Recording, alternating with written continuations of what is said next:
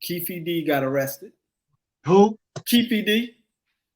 Oh yeah, I heard about that Keefe for the D got Tupac murder. for the Tupac murder, And and that's another thing when I'm talking about. I think mentally challenged folks because I wouldn't think anybody that was into gangs, into if they was even close to a murder, would get on camera and just do interviews. Who would do something like that?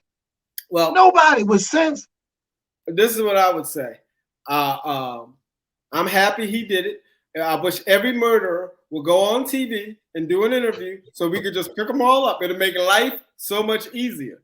Yeah. I watched his interviews, and a couple of things stood out. One, he said he was in the back seat. That makes you accessory. You made yourself an accessory to murder.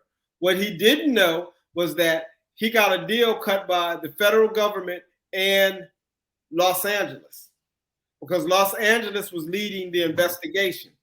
Well, now Nevada picked up the case. He was charged by Nevada, not Los Angeles. The murder took place in Nevada. He was charged by Nevada.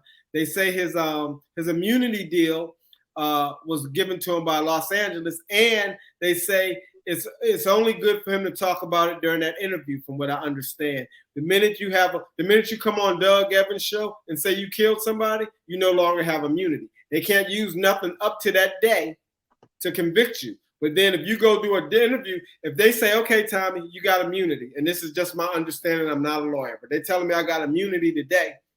If tomorrow I go on a Doug Evans show and say I did it, they can use the Doug Evans interview to lock me up. But what I do know is Nevada charged them, and Los Angeles was the ones who initially cut them the deal. So that's problematic. Number two, they're saying that Keefe D is going to tell that he was hired by Puffy. So I wonder, the question I keep having is why now? Because this is not brand new. Everyone knew that Keefe D was in that car clearly since 2010, because he made the statements to the police in 2010 or 2011. But I mean, Orlando, everybody in the music industry knew this back in 1996. This is not new to us. I'm trying to figure out why all of a sudden would they lock him up right now? Like right now, why? So then I question, is it the beginning of the downfall for Puff? Because they're saying that Puff knew it was coming, so he gave his publishing back to people because he was going to need some character witnesses. So he's trying to build up a friendly repertoire. I know that they say Biggie was killed because Puff didn't pay a debt to the Southside Crips. What I didn't know was that debt allegedly was for the murder of Tupac. See, they say that even back in the 90s, they were saying Big got hit because Puff owed the Crips some money, so he's no longer safe. So then somebody said to me, well, why didn't they just kill Biggie? Because Biggie wasn't going to pay Puff's debt, so they couldn't kill Puffy and say, Biggie, pay me. So they killed Biggie and say, Puff, pay me. But according to Keefe D, Puff still didn't pay him.